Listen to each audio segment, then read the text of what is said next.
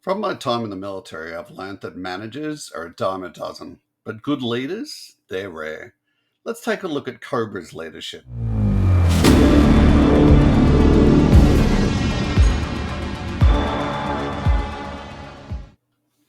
G'day all, welcome back to Frostbite's GI Joe Repro. So, sort of thinking recently, like it's a funny thing, leadership. I spent 27 years in the military. During that time, you get to see a lot of leadership styles. The military in general is a place that, at least for Australia, has a pretty decent, um, baseline of people who can do stuff. So generally, from a leadership perspective, once people start getting experience through their career, they start getting decent at leadership. And when I say decent, I mean compared to the general civilian population. Um, but one thing with leadership is, you know, uh, like at least through my career, they stick you on promotion courses, and they're designed to give you assistance at your rank level on how you should be leading your troops. Um, Now, this can sort of, it can help people, but in the end, like, people are people. So they have that leadership quality or they don't. And if they do have the leadership quality, it's gonna then get broken down into sort of a bunch of areas on how they actually lead their people. Not everyone leads the same. When we do promotion courses and stuff, it's sort of designed to teach everyone the general art and how that military branch wants it to be done. But in the end, the person's qualities are going to shine through. And yes, they will lead people in the way that military branch wants. But how they get there, it's always going to be generally different. I've seen some really outstanding people in my time, um, like people that you want to follow. And in saying that, I've seen some people that I've taken real life lessons from them, in the area of knowing that I should never do what they do, like what I've seen them do, never do it myself, because there's some real destructive people out there, and they think they're doing the best thing, but jeebus, really horrible sometimes. So what we're going to do today in this video is we're going to go through Cobra's, what we call major leadership, and just take a look at how they lead people or how they lead their Cobra troops. Um, they're always pretty close, as in they're up that leadership, strong leadership end of the scale. Being a villainous outfit, you would expect that they always sort of have their hand on the pulse, and are telling people what to do. But yeah, I sort of found that they were a bit different, but we're going to go through that today. Um, Before we do that, first thing we're going to do is go through actual leadership styles, because this is what I'm sort of ranking the Cobra managers against. So let's start out with, and this is a sliding scale as well. So right at this top of the end, we've got autocratic, and that in essence is just complete authority driven. Um, they they micromanage. They know exactly what their people are doing. Um, they at all times are leading the effort, and they're aware of what the effort is. And they know what the end of mission results should be, and they are guiding their people in through that. Now, positives and negatives for this, negatives, obviously, people don't like to be micromanaged.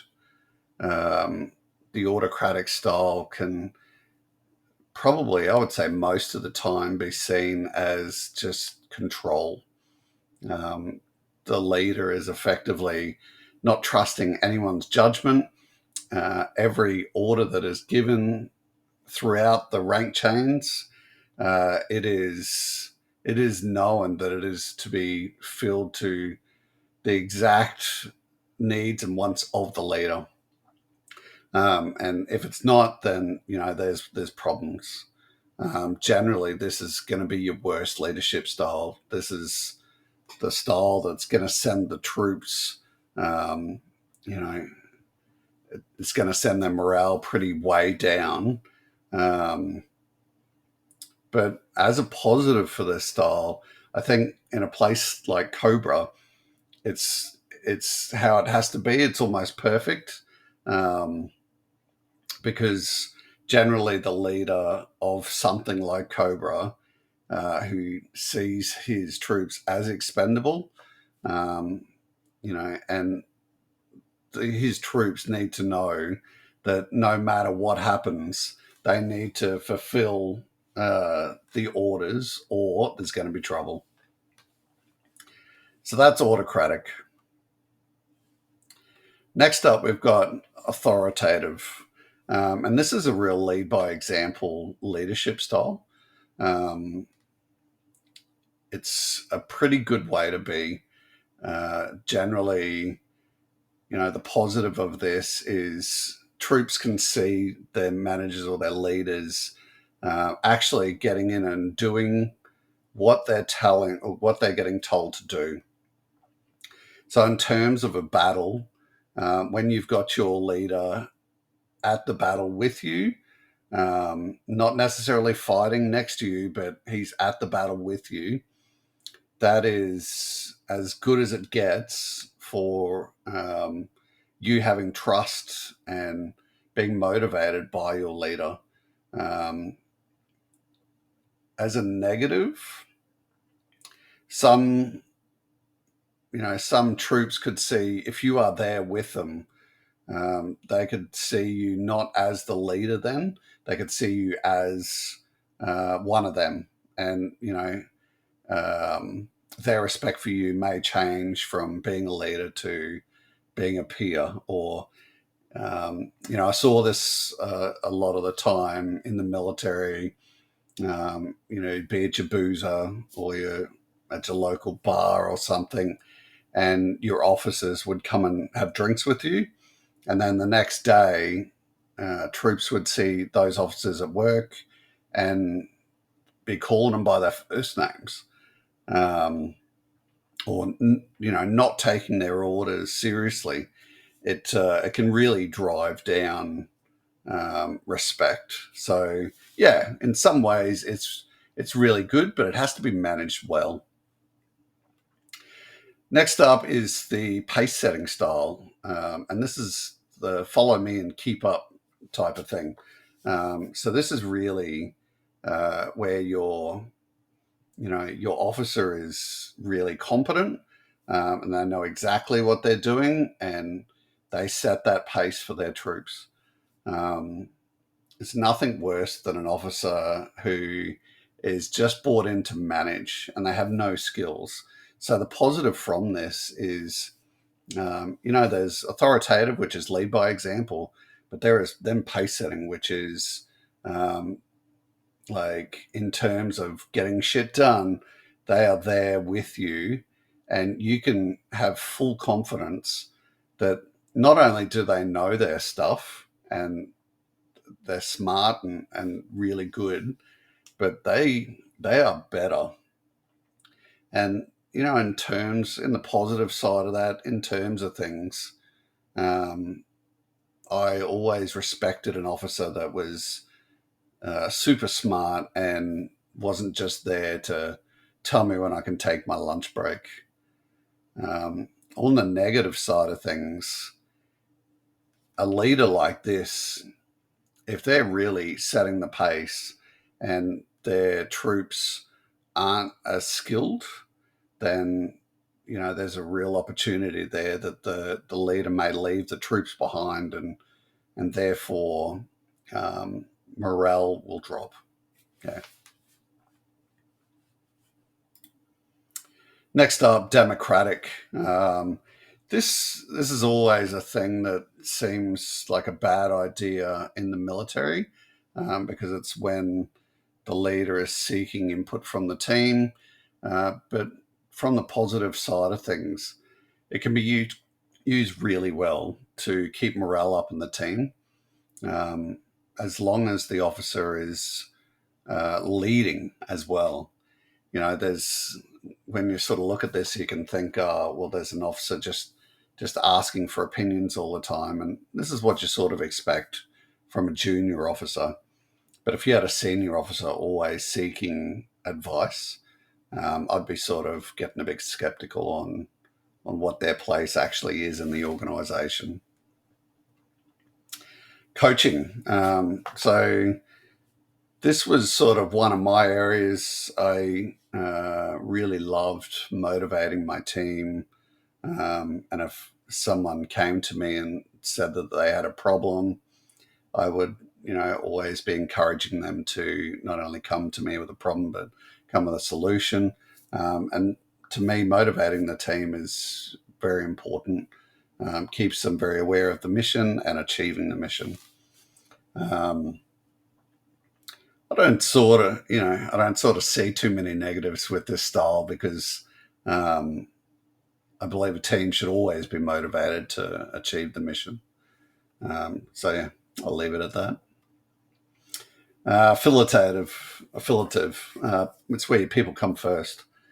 This is probably a really good thing. We see it in places like Google, where there's all these things available for the workers. In a military situation, though, this is not great. The people should be looked after, but the mission always comes first. So you probably won't and shouldn't see too many people or too many leaders in the military coming under this leadership style. There is a thing always in the military that your people should be very important to you. Should always eat before you. Should always be looked after, if they get into a bit of trouble or something. But in the end, the mission always comes first. And then there's the last one, which is the laissez-faire, which is, it's what we always think of as the lazy approach, which is it's super hands-off.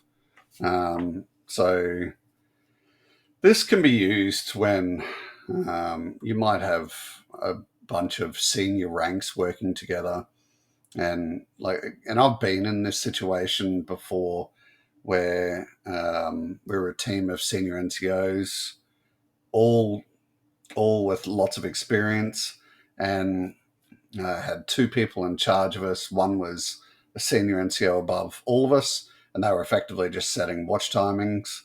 And then there was a junior officer above that who didn't know better, and was really just there as an officer contact for the section.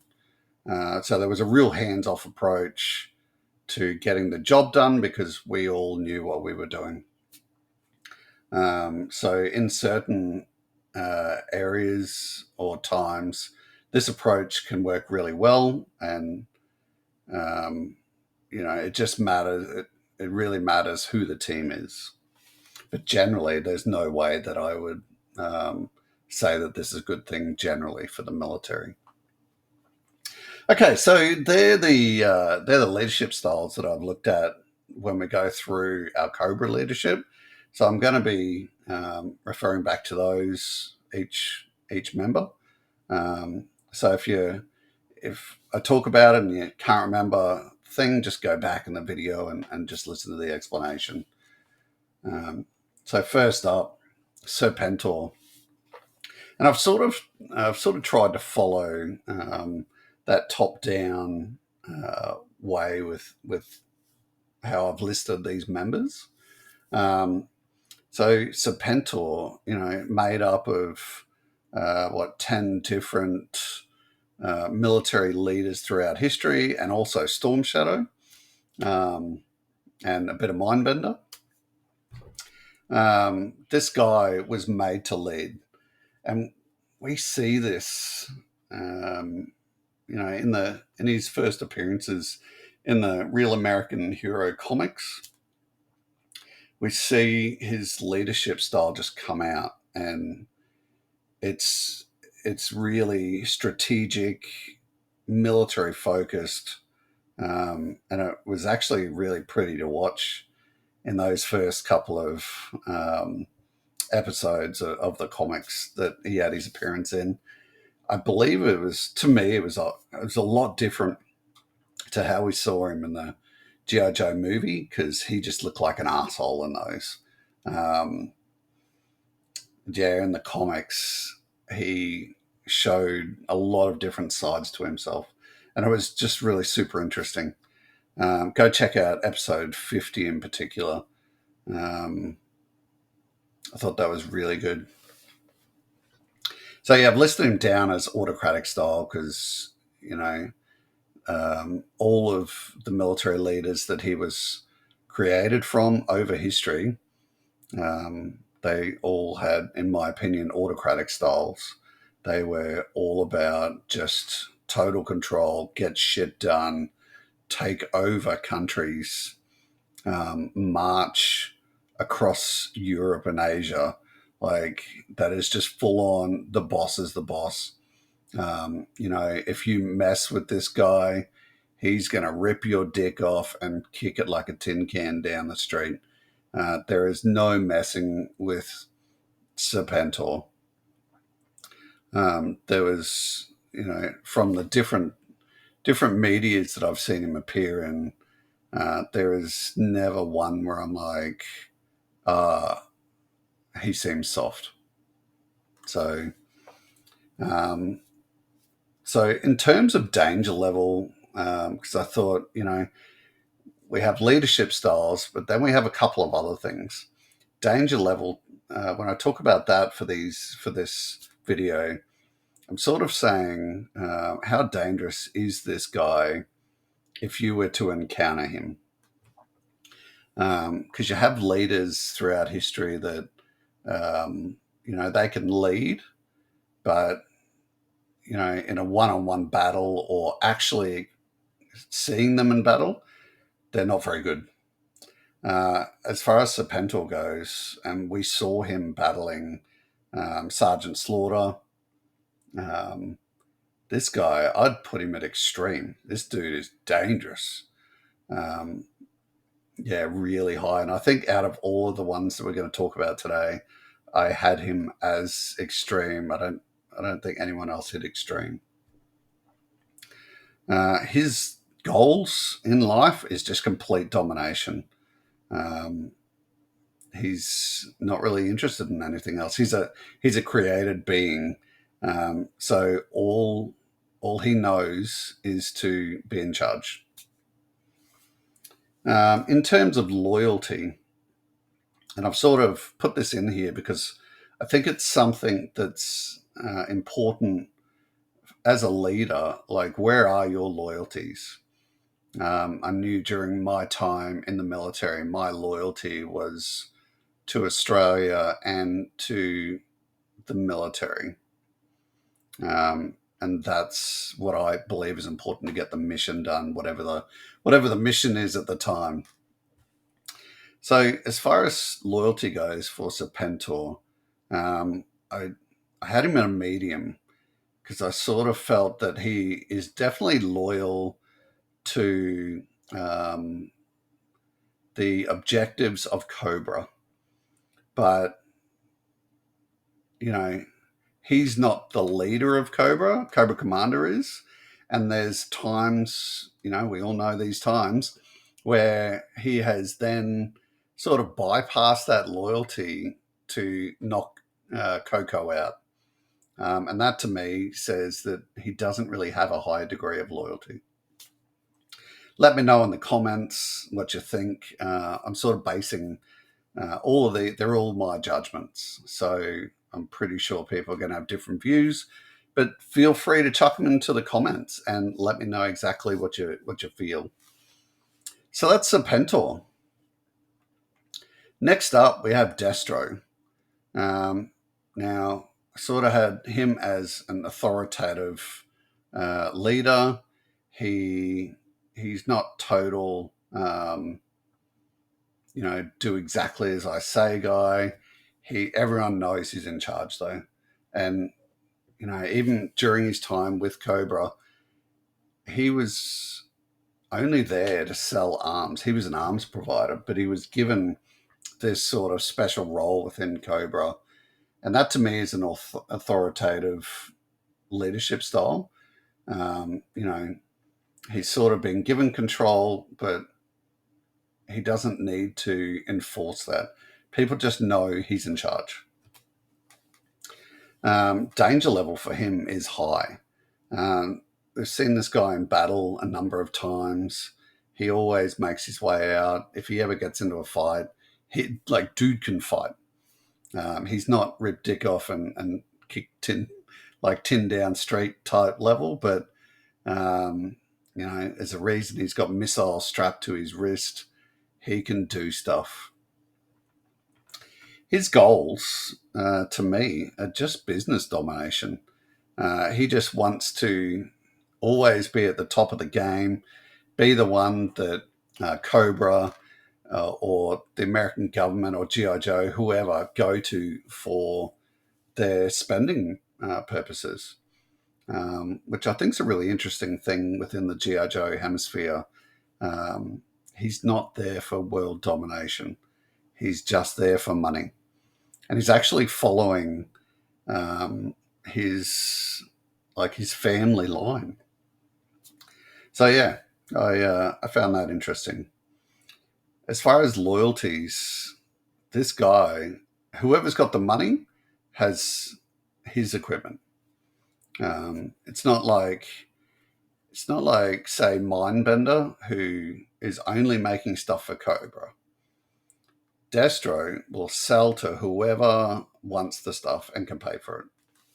So yeah, definitely a low loyalty base. The Baroness. I sort of looked at her and thought she's definitely got a pace-setting leadership style. Quite often, she looks like she enjoys working alone to achieve missions or working with one other person. So she's not really a team leader. We don't often see her leading teams of Vipers to achieve missions. It's a bit of a rarer thing. So I thought she is someone that is heavily skilled in a lot of things. And when she does have a team, she's not only setting the example, she's setting the pace. She's out there just getting shit done. And as I mentioned before, I really appreciate that style as long as the person setting the pace is awesome. And because we know she is so skilled, her danger level, I would see, is high. We've seen her in fights before, and like Destro, she makes her way out of the fights. There's not been too many times that she hasn't been able to get out of something and get away. Except, of course, when she's involved in an explosion and that munts her up. Her goals, I've sort of put that down to self-preservation. She's quite well known. All the background on the Baroness dictates that she absolutely loves, setting Destro and Coco against each other. We know that she likes Destro and she likes Coco, but in the end, she's only in there for herself. And I find that situation funny. She's Cobra through and through, but in the end, she's Baroness. And that's why I've listed her loyalty as medium. She gives the appearance she always wants to achieve stuff for Cobra. We sort of have that knowledge of Cobra found her at some point and made her into what she is today. So she does have a lot of loyalty to Cobra, but she's also got a lot of loyalty to Destro. She loves Destro. Um, so yeah, real mixed loyalties, and that to me just hits on that medium point for that. Let me know in the comments what you think. Coco. Now I really had to sit there for about 20 minutes or something just thinking about this guy's leadership style. Um, if I was going to pick one, it's coaching. Uh, he has somehow raised this international villain organization that does dominate in a lot of factors. And he hasn't really done that through an iron fist type approach. You see in a lot of comics, he will. There's been heaps of times where he'll go up to a viper of a certain branch and he'll very strongly, ask a question, and he'll be advised by his vipers, and he'll take that on. And I find that really funny. So I've never sort of see him as, authoritative or anything like that. There's no iron fist rule in here. To me, he motivates his troops. You quite commonly see him in front of thousands of vipers giving his big speech, and they're all yelling out Cobra and love and life. This guy is a motivator, and way more motivator than Iron Fist. And so I had to sort of list him as coaching, because he's really great at motivating and leading the organization. So in terms of danger level, it was another odd thing for me as well, because we know Cobra Commander is really good at retreating, which in essence isn't a bad thing. He, it's always good to, if you know the battle's not going to go well, to retreat and fight on your own terms later. But when caught in one-on-ones or stuff like that, this guy doesn't have any problems with just getting into it.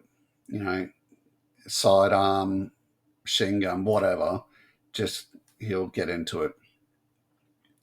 But you really got to get him by himself. Otherwise, he's pretty good at retreating. Goals, just complete domination. Like Serpentor, he just wants to be in charge of everything, wants to take over the world. It's what we expect from Cobra Commander. In terms of loyalty, man, this guy, I don't think has loyalty to anything apart from himself. He is a one-man operation, and he's good to go.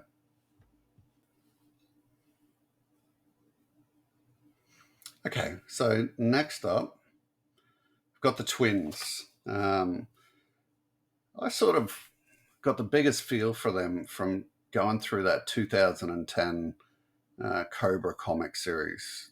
I had such a better appreciation for them from reading that series.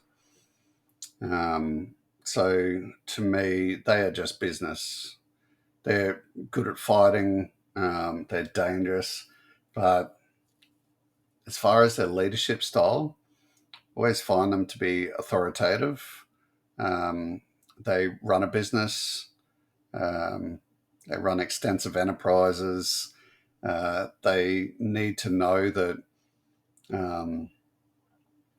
They've got their upper management, they've got middle management, they've got lower management. They trust their management levels to achieve their aims. So I don't really see them as iron fist type dudes, but everyone knows that they're the boss. Find them to be a medium for danger level. They can sort shit out if they're get caught up in battle. Fighting together, I think they're just great. They work together really well in battle, but by themselves, not that great. So that's why I've sort of chucked them down as a medium. They have to be a team to be effective, and if they're not a team, they may not be as great. As far as their goals go, like Destro, it's just business domination. Um, they want to be making the money. They run the business side for Cobra. That's the important thing for them is the business. And loyalty, to me, it's a medium for them. They're not sort of fight to the death type guys. If the battle shifts, like they'll be loyal to Cobra, but whoever's in charge of Cobra, that's a different thing for them. So yeah, I didn't sort of feel that there was a strong loyalty there. So I've listed them as medium. Let me know in the comments if you think it's different. Now, Mindbender, he's sort of a weird one. He is listed as major leadership within Cobra, but we don't often see him leading people. It's generally that he's just more of a high-ranking person within Cobra, and not necessarily a leader. So I've listed him down as the laissez-faire. If he does get put in charge of people, you don't generally see him leading them into battle. He'll be more of a, you there, just go do this, go get this done for me, whatever. No real excitement about it. He's just looking after himself. Danger level, I would think this dude is just low. We often weirdly see him as a bit of a beefcake in all the artistic representations of him. But always feel like he is, if you had to encounter him in a hand-to-hand, that dude is going down like a sack of shit, and then he's running away. That's how I feel about him. Which sort of, makes me laugh that why is he always sort of represented as a beefcake and quite often doesn't have a shirt on. Like, look at old mate there in the slide. Uh, Great pictures, great art, but I feel he's always misrepresented in the art. So yeah. As far as goals go, he's a weird one again. He just seems to be focused on giving meaningful contribution towards whoever he's working for. So, and this leads into the loyalty thing. There's been numerous times over the media that he's worked for different bosses between Serpentor and Coco, and he doesn't seem that too fussed about who it is. It's more that he's looking after himself, he's alive, he's getting paid, and he's doing shit. It's like his loyalty is mostly towards being able to just create things and not necessarily to the people itself. He seems to have a bit of a general loyalty towards Cobra. But once again, whoever's in charge of Cobra is a different thing.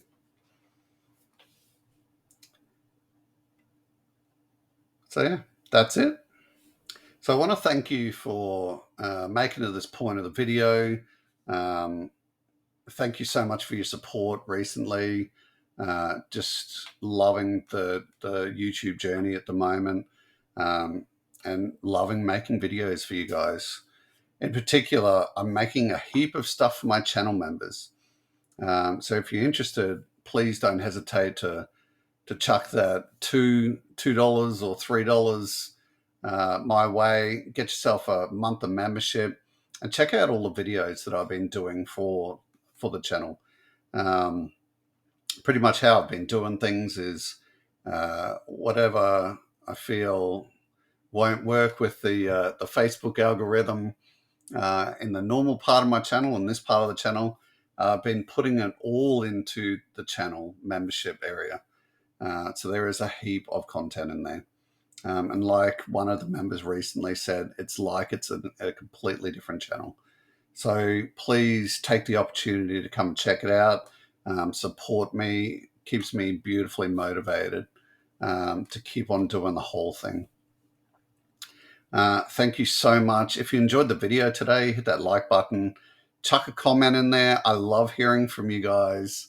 And let me know what you think about how I've rated these characters. I know it may not be perfect, but it's just my views. Thanks so much, and we'll see you in the next video. Bye-bye.